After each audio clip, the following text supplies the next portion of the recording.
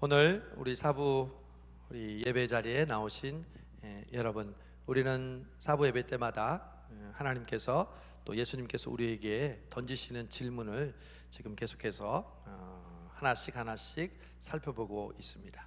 오늘은 예수님의 제자들을 향한 질문입니다. 바로 아직도 깨달음이 없느냐? 저를 따라해 주시기를 바랍니다. 아직도 깨달음이 없느냐? 아직도 깨달음이 없느냐? 이게 오늘 나를 위한 예수님의 질문이에요. 그게 우리에게 생생하게 마음속에 느껴지기를 바랍니다. 하나님의 응답은, 우리의 기도에 대한 하나님의 응답은 질문은 오는 경우가 너무 많아요. 오늘도 창세기 3장에 보니까 아담에게 내가 어디 있느냐? 아담아, 내가 어디 있느냐? 하나님은 항상 우리랑 교제하실 때 이렇게 물어보세요. 저는 결혼식 할 때 세 가지를 질문해요. 첫 번째, 이 결혼은 연애 결혼입니까? 중매 결혼입니까? 그럼 막 연애했다고 그래요. 땡, 중매 결혼입니다. 왜? 하나님이 맺어주셨기 때문에 중매 결혼입니다. 그리고 둘은 사랑해서 결혼합니까? 네, 땡, 사랑하기 위해서 결혼합니다. 사랑하기 때문에 결혼하죠.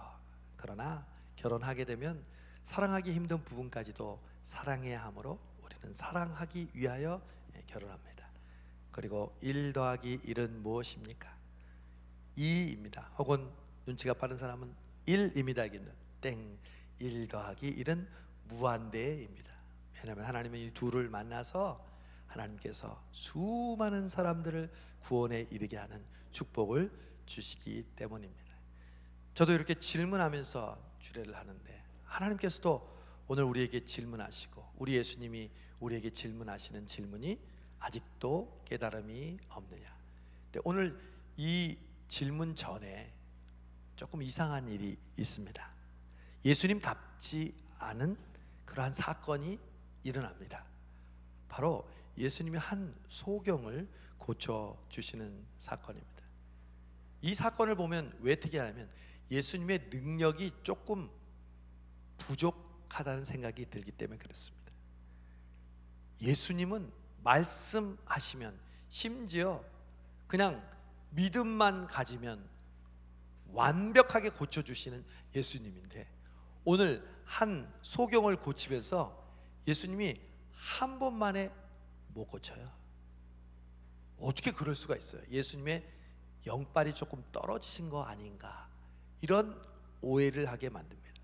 그리고 왜 마가는 이런 사건을 굳이 써서 사람들에게 오해를 받게 할까, 이런 의문까지 듭니다. 소경을 한번 안수해 주셨는데 그냥 나무들이 지나가는 것 같다고 완치되지 않은 그런 모습으로 얘기하니까, 예수님이 그제서야 한 번 더 안수하니까 완전히 눈을 떴다는 거죠. 왜 한 번만에 못 고치셨을까?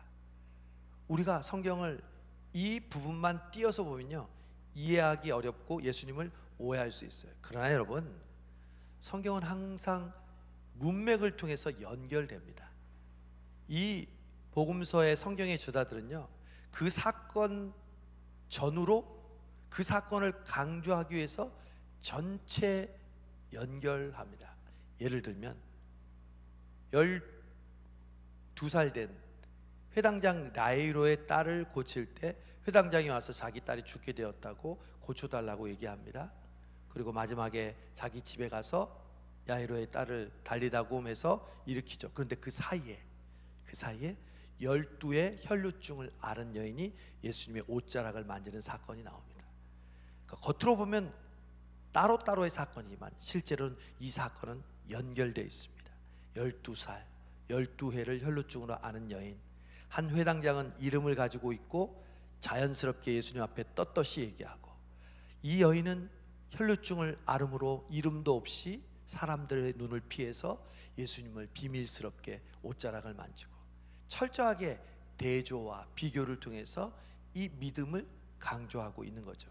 오늘도 예수님이 소경의 눈을 한 번에 고치지 못한 사건은 이 사건으로 끝나는 독립된 사건이 아니라 전후 관계가 연결되어 있는 사건이라는 거죠. 그러면 전에 어떤 사건이 있었을까요? 바로 우리가 읽었던 예수님이 제자들에게 따발총으로 질문을 하시면서 아직도 깨달음이 없느냐라고 책망하신 뒤에 나온 사건이라는 것입니다. 제자들 편에 서서는 예수님이 지금 이해가 안 됐어요. 왜냐하면 예수님이 오병이어의 사건의 기적을 일으키시고 배를 타고 건너편으로 가실 때 예수님이 이렇게 얘기했어요. 바리새인의 누룩을 주의해라. 이 말은 뭐예요? 바리새인의 위선을 조심해라, 이런 뜻인데, 제자들이 그 얘기를 듣고 누룩 하니까 또 떡 이야기를 하시는구나. 아이고, 지난번에는 오병이어밖에 없었는데 그래도 기적이 일어났는데 이 배 안에서 또 우리를 기적을 일으키려고 하냐? 야, 빵 가져온 사람 아무도 없는 거야. 어떡하냐? 예수님 지금 빵 찾고 계신데 어떡하지? 그러니까 예수님 화가 났어요. 아직도 깨달음이 없느냐? 너희가 보리떡 5개 물고기 2마리로 몇 광주를 남느냐? 12광주를 남겼으냐? 보리떡 7개와 또한 우리 고기로 몇 광주를 남겼냐? 7광주를 남겼습니다. 랑데뷰가처럼 5,000명을 먹이고 7,000 먹이는 사건이 계속해서 일어났는데도 제자들의 눈에는 눈에 보이는 떡만 보이지 예수님의 그 마음, 예수님의 그 중심을 깨닫지 못하고 있는 거예요. 그러니까 누룩 얘기를 하니까 또 빵 얘기를 하는 줄 알고 서로 수군거리고 있는 모습을 보고 예수님이 제자들에게 속사포를 쏩니다. 어느 정도의 속사포를 쏘냐면요, 질문을 얼마나 많이 하는지 모릅니다. 질문을 심지어 오늘 말씀을 보면 8번이나 제자들을 책망하면서 질문합니다.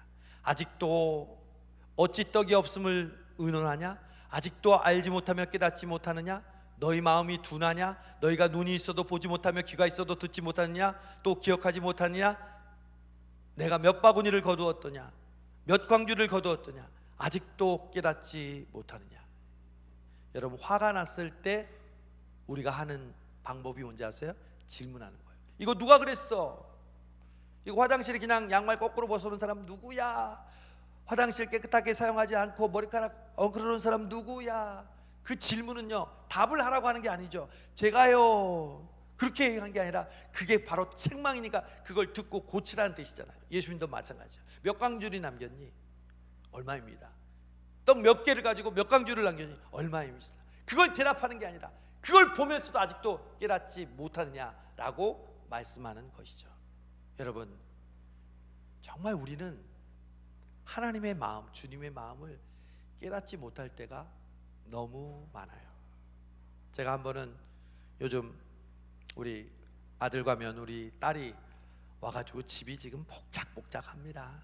2명이 살다가 지금 막 5명이 막 아래 위로 막 화장실 사용하고 왔다 갔다 하고 또 저녁에는 막 일하고 또 밥 먹고 이러려면 그냥 복잡한데 그래도 행복해요. 근데 우리 아들이 초등학교 한 3학년 때 제가 이제 찬양 연습을 하고 있었어요. 근데 또 찬양 연습을 하니까 또 그 찬양 대원 중에 또 간식을 준비해 오는 분들이 있잖아요. 고구마를 쪄왔어요. 뭐 한국이나 미국이나 고구마 맛있으니까 고구마를 맛있게 쪄서 고구마가 이렇게 있는데 우리 아들이 고구마를 가지고 저에게 나한테 아빠 이거 마음이 너무 기뻤어요. 이 조그만 것이 아빠를 생각하는구나. 그래서 아빠 이거 해서 제가 딱 까가지고 한 입을 딱 먹는데 아빠 까달라고. 제가 그때 알았습니다. 제가 이 조그만 아이의 마음도 내가 모르고 그걸 놔주는 줄 알고 그냥 덥석 먹었더니 얘가 찡그리면서 아빠 까달라고. 여러분, 하물며 예수님은 어떻겠어요? 우리의 인생을 살아가면서 우리에게 수없이 말씀하셨을 거 아니에요.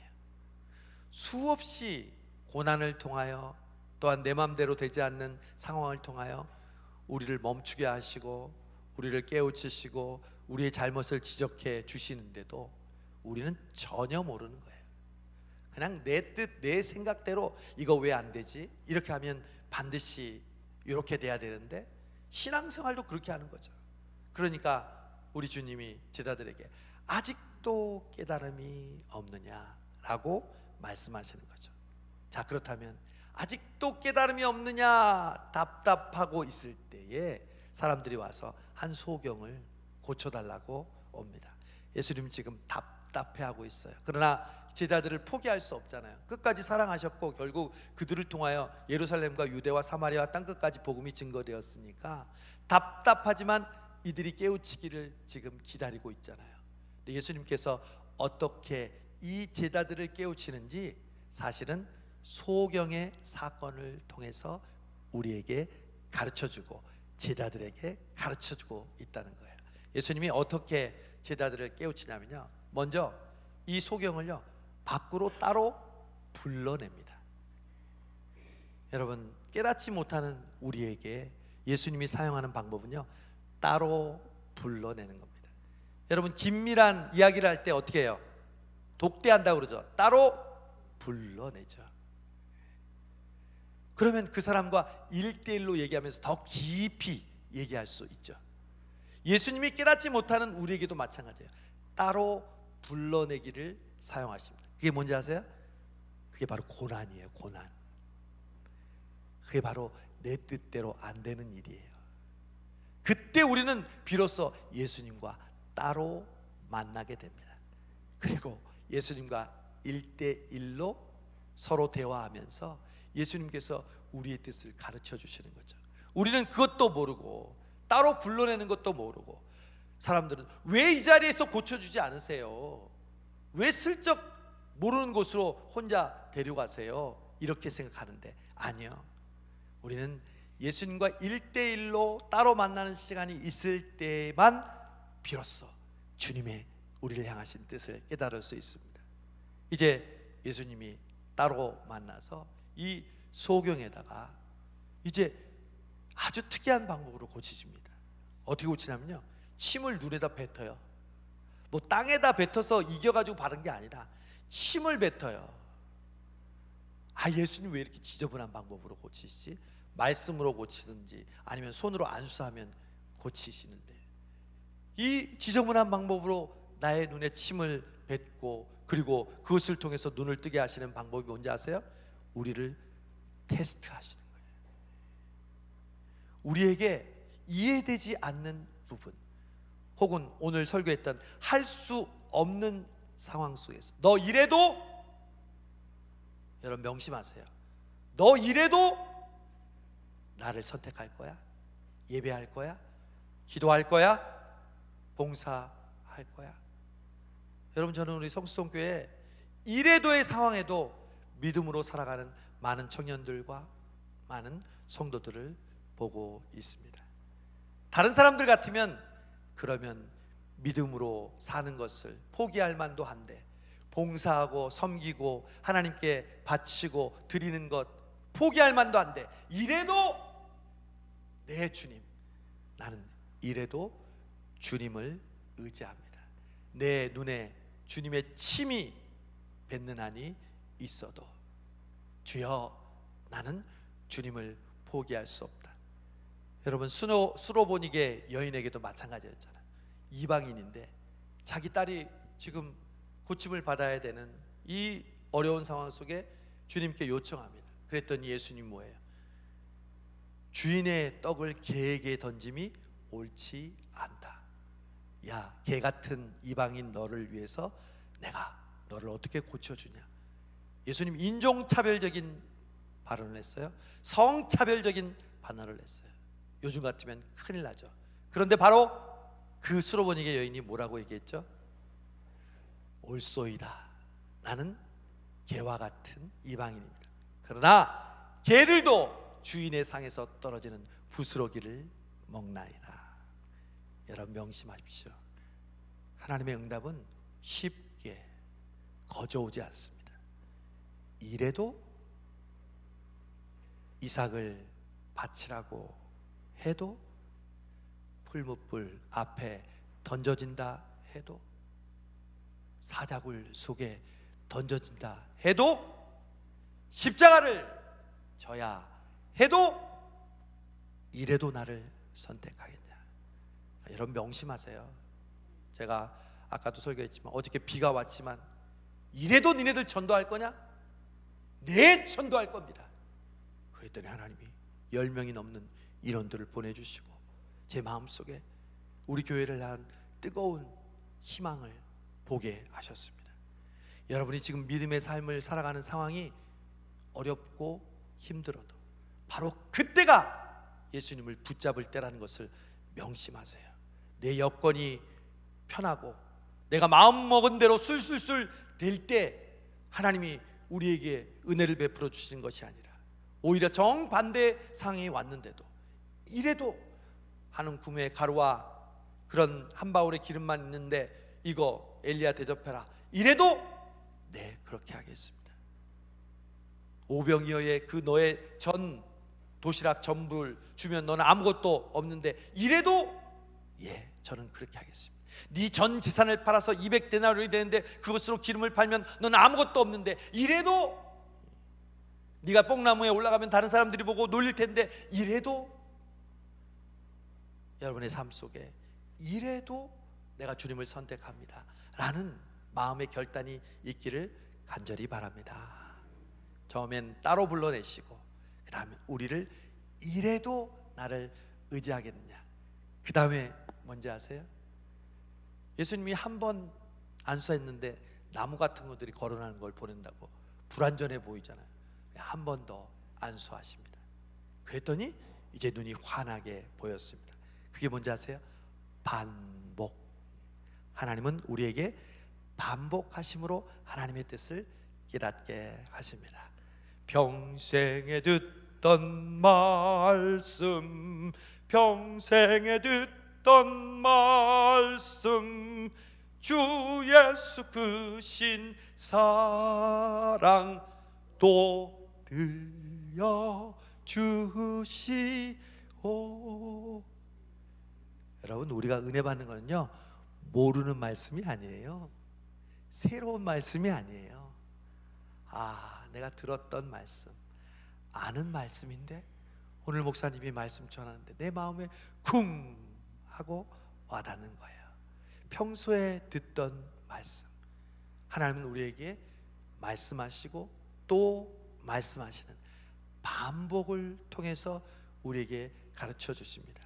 여러분, 이번 한 주간 동안에 하나님께서 나에게 반복해 주시는 말씀이 뭔가 집중하고 기울여 보세요. 그러면 그것은 분명한 하나님의 뜻입니다. 여러분의 그 기도 제목을 향한 하나님의 키워드가 그 말씀 속에 있습니다. 한 번이 아니라 두 번, 세 번 반복해서 들려주는 거죠. 저는 찬양도 마찬가지예요. 우리 교회가 부르는 그 찬양 중에 반복해서 부르는 찬양이 있어요. 저는 그게 하나님이 우리를 향한 뜻이며 우리가 하나님께 드리는 고백이라고 믿고 있어요. 사랑한다, 사랑한다, 사랑한다 말하시네.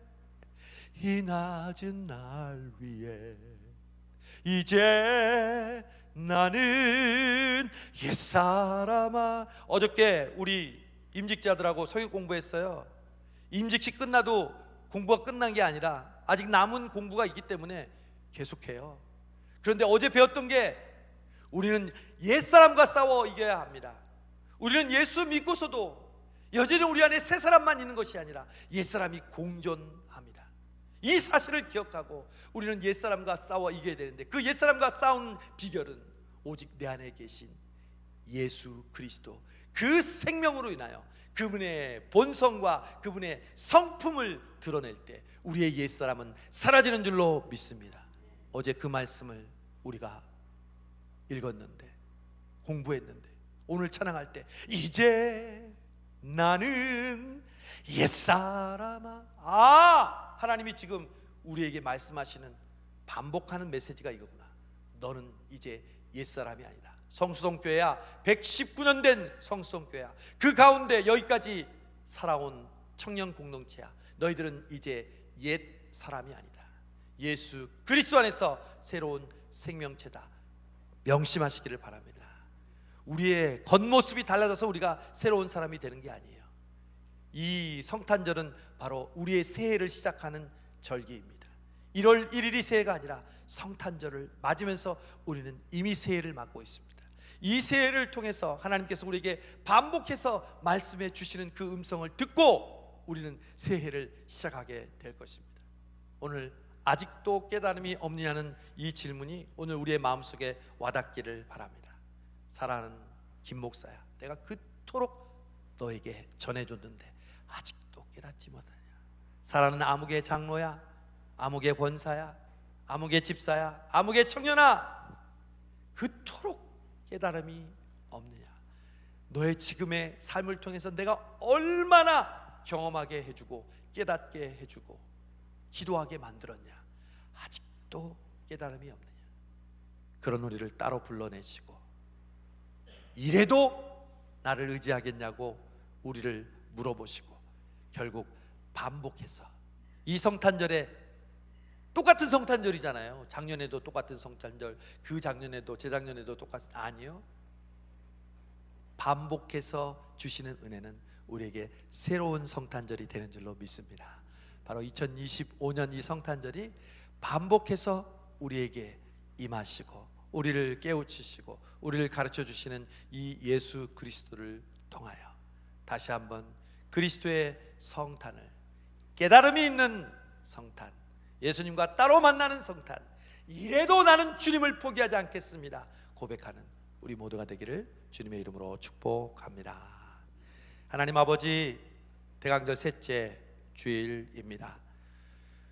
한 소경을 고치시되 한 번만에 고치지 못하고 또한 눈에 침을 뱉으시며 두 번에 걸쳐서 고치신 그 이유, 바로 우리가 아직도 깨닫지 못하기에 우리를 따로 불러내시고 우리에게 이래도 나를 의지하겠냐 물어보시고 반복해서 우리를 가르쳐 주시는 주님의 은혜가 있기에 이 2025년 성탄이 우리에게 새롭게 깨달음으로 우리에게 주시는 선물이 될 줄로 믿습니다. 하나님, 오늘 들은 말씀으로 깨닫게 하여 주시옵소서.